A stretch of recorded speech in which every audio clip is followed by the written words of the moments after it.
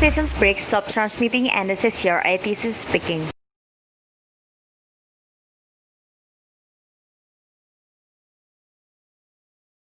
Saya langsung ke panelis selanjutnya, panelis ke-6, panelis yang terakhir, Mas Setio Anggoro, atau lebih kita akrab dengan panggilan Mas Acil. Saya panggil Mas Acil aja ya. Selamat malam, Mas Acil. Malam, Mas Wiswan. Radio cek.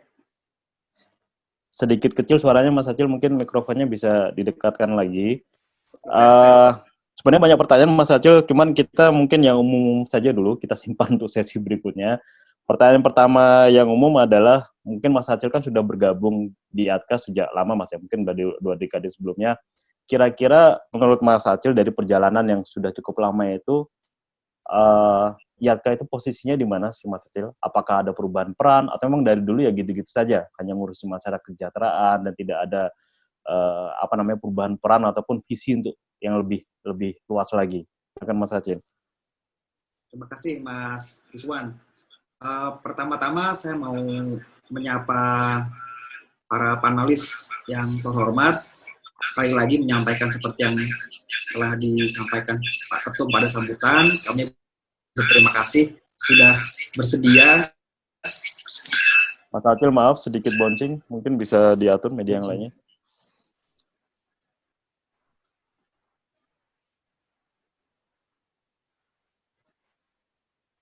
Tes. Ya, bagus. Silakan Mas Acil. Clear. Kami mau terima kasih kepada para panelis yang terhormat, mengulang yang disampaikan Pak Ketum, sudah bersedia menjadi panelis di acara IATKA, apalagi di hari libur dan masih dalam suasana Idul Adha. Yang pertama kepada Mas Dodi, sedikit recap, karena saya banyak sekali dapat masukan yang bisa menjadi bahan bagi kami di kepengurusan untuk merencanakan program selanjutnya. Dari Mas Dodi, Ketua DPC Jakarta, DPC yang paling besar di IATKA, merupakan suatu kebanggaan. Saat ini Jakarta dari sisi organisasi IATKA amat sangat aktif, terutama dari interaksi teman-teman yang masih muda, yang milenial, yang berbeda generasi dengan kami-kami yang di DPP.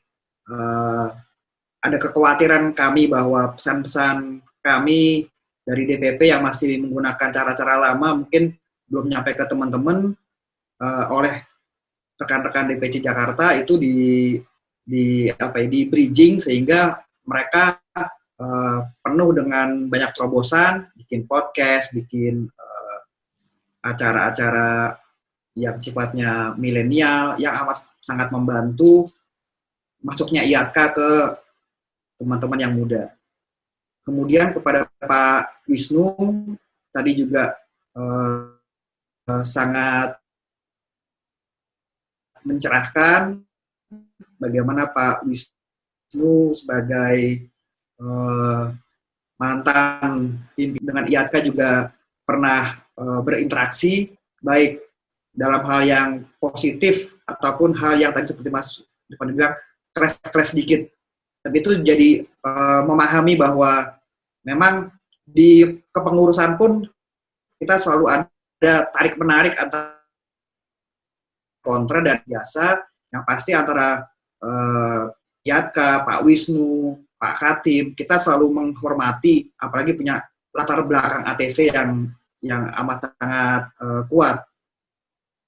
Kemudian dari Mas Indra tadi cukup menyentil bagaimana IATKA yang sudah 21 tahun sudah punya lisensi kalau ATC, tapi sepertinya dari sisi kerjasama kita masih banyak informal, padahal bisa dibuka dengan hal formal berupa partnership dengan pemerintah yang moderator, meskipun dari sisi bentuk mungkin ATKA lebih kaya dibanding IATKA yang organisasi profesi, tapi tidak menutup kemungkinan ke depannya kita bisa lebih intens dengan regulator, bagaimana IATKA dapat memberikan masukan. Kemudian dari yang menjadi garis bawah bagaimana ATC yang selama ini ada beberapa kali di akses, terutama jatuhnya di bagian manajemen, ini juga jadi masukan yang berarti bagi kami, karena kami jujur belum pernah mengadakan kegiatan seperti itu. Sudah ada dalam program kami sejak 2 tahun lalu semacam leadership training, tapi belum sempat kami lakukan karena begitu keluar dari operasional, hal-hal seperti itulah mungkin yang menjadi kekuatan bagi seorang ATC, karena di Airnav yang core bisnisnya adalah Air Navigation Service atau Air Traffic Service, tambahan kemampuan finansial atau HR itu bisa menjadi hal yang amat sangat bagus karena melengkapi pengetahuan dasar ATC itu sendiri. Kemudian dari Mas Awi, Direktur ATKP Makassar, terakhir saya komunikasi dengan Mas Awi itu kita ingin berkolaborasi sebenarnya untuk mengadakan training-training profesional, karena kami menyampaikan IATKA webinar malam ini merupakan flexing ya. Kami juga baru punya lah Zoom webinar dengan kemampuan 1.000 peserta yang tujuannya bukan cuma untuk talk show, tapi juga akan dititik beratkan ke masalah training hingga ke rakernas mungkin. Nah, dengan Mas Awi ini kami menyadari bahwa IATKA itu sleeping giant ya. Dengan anggota kurang lebih 1.900, kami memiliki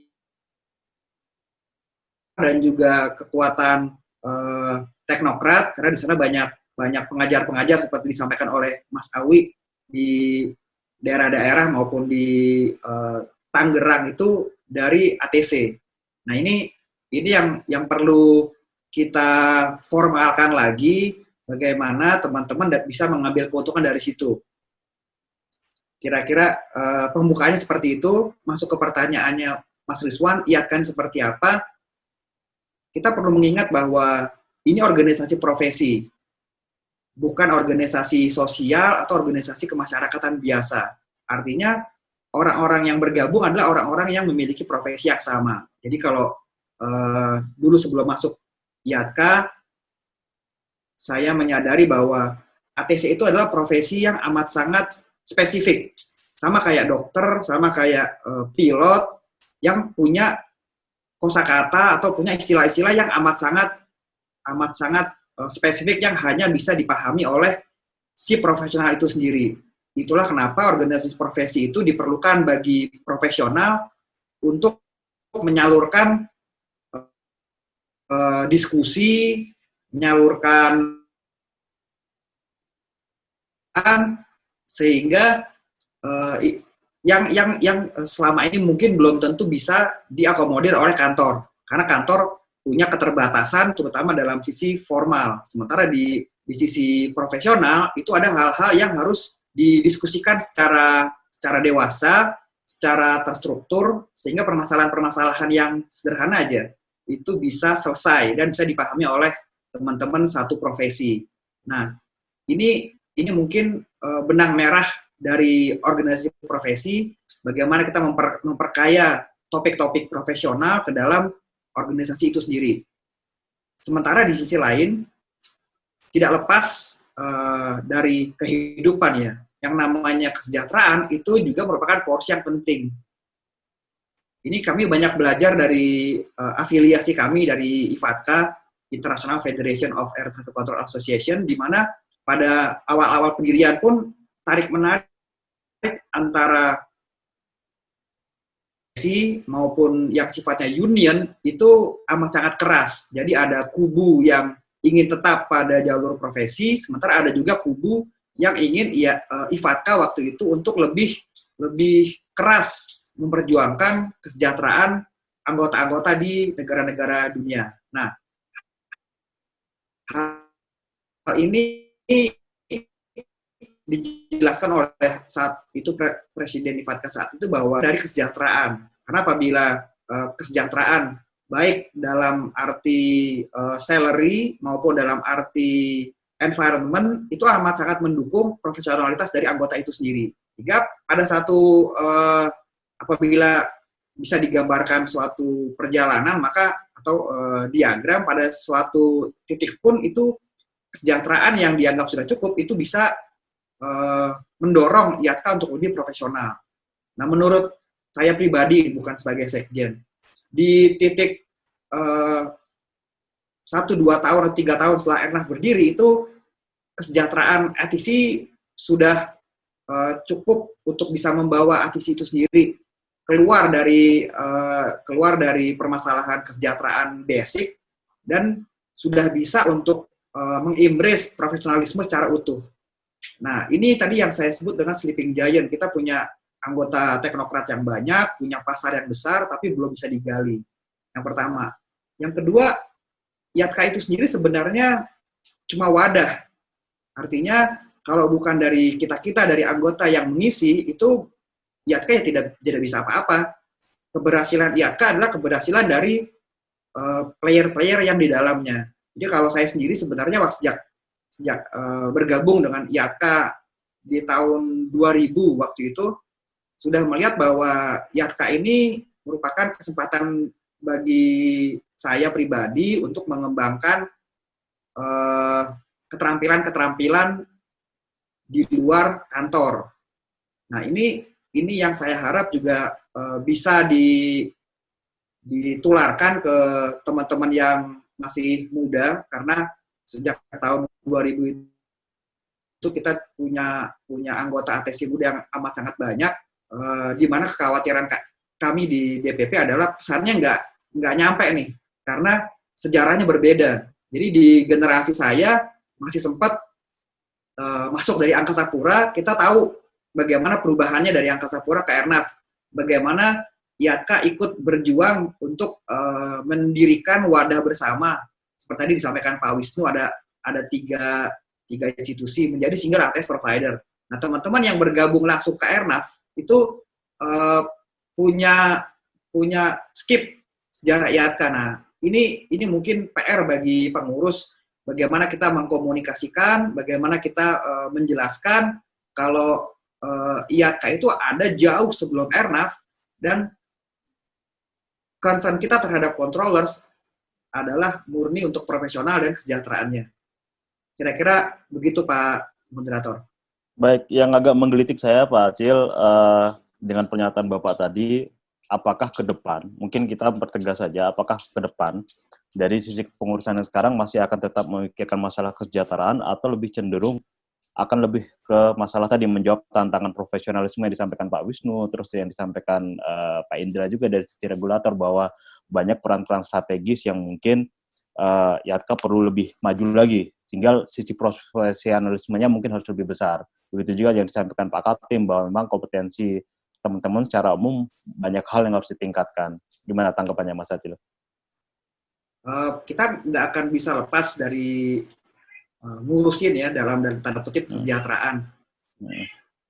Karena yang pertama, mungkin ini khusus kondisi pandemi, dengan adanya kita bisa melihat sendiri traffic turun, terus ada ancaman-ancaman, kita bisa melihat di luar sana beberapa perusahaan penerbangan sudah merumahkan karyawannya. Ini tetap menjadi concern kami. Artinya, IATKA kemarin kita luncurkan program emergency fund, jadi dari uang kas kita sisihkan dengan jumlah yang mungkin tidak terlalu besar, tapi bisa digunakan untuk hal-hal emergency kepada anggota. Yang kedua, dari sisi kesejahteraan lingkungan. Jadi kami sebenarnya masih melihat ada teman-teman ATC yang ruang kerjanya pun belum cukup standar ya, dalam hal safety misalnya, atau dalam hal kenyamanan bekerja. Jadi dari sisi kesejahteraan belum bisa kami tinggalkan sepenuhnya, pasti. Namun porsi profesional ini akan kami kejar terus. Tapi ini tidak bisa kami sendiri dari DPP, ini juga butuh dukungan dari teman-teman anggota, terutama dan dari eksternal yang punya tools lah untuk mengakomodir keinginan kami. Baik, Mas Acilnya ke depan itu, untuk pengurus yang sekarang, program-program anti mainstream apa Mas Acil kira-kira yang akan dicanangkan? Mungkin tiga top priority program unggulan lah yang bisa disampaikan malam ini. Oke, yang pertama adalah training ya. Jadi kami lihat perkembangan dunia ATC di luar itu sudah cukup jauh. Sementara di kita masih seperti itu aja. Jadi memang ada program advance ATM yang akan kami jalankan. Dengan kondisi pandemi ini, saya pikir semakin kita dapat kesempatan untuk melakukan training secara masif dengan biaya yang sangat murah ya. Jadi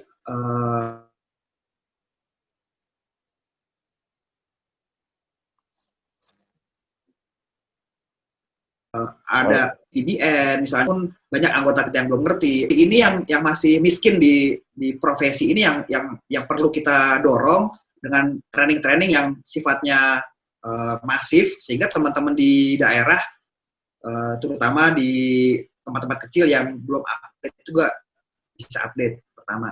Yang kedua, leadership.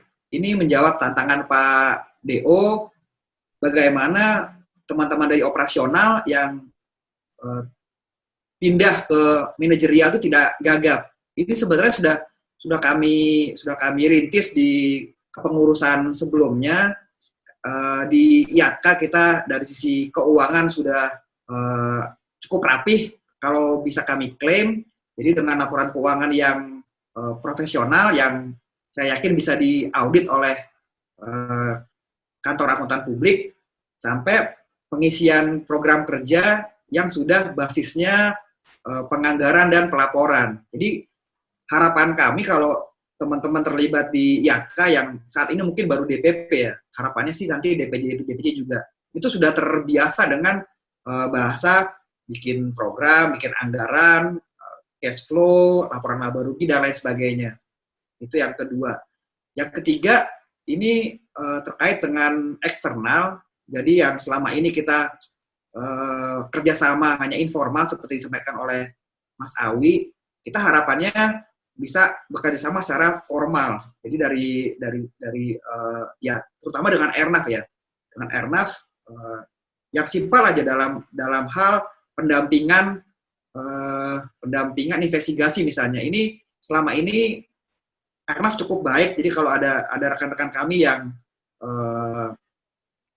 terlibat dari suatu kejadian, Airnav itu selalu membuka bahwa si yang rekan ini boleh didampingi oleh organisasi profesi. Nah, harapannya mulai dari hal yang paling kecil ini kita bisa melakukan MOU dengan Airnav bahwa kapanpun terjadi tidak perlu secara birokrat dari atas, tapi secara otomatis teman ATC tersebut bisa didampingi dari organisasi profesi. Kira-kira begitu Mas Siswa. Baik, terima kasih Mas Acil. Saya rasa untuk sesi Mas Acil cukup, karena kita nanti sebenarnya ada sesi selanjutnya. Jadi selanjutnya setelah ini ada sesi untuk menjawab pertanyaan dari para peserta, kemudian polling yang kedua, dan juga nanti kami memberikan kesempatan untuk para panelis saling menanggapi atau mungkin saling bertanya. Jadi tolong disiapkan masing-masing panelis jika memang ada pertanyaan nakal atau menggelitik yang perlu disampaikan ke panelis lainnya. Kami beri waktu. Untuk itu saya kembalikan dulu ke host Mbak Firanti untuk polling yang kedua, Mbak Firanti, silakan.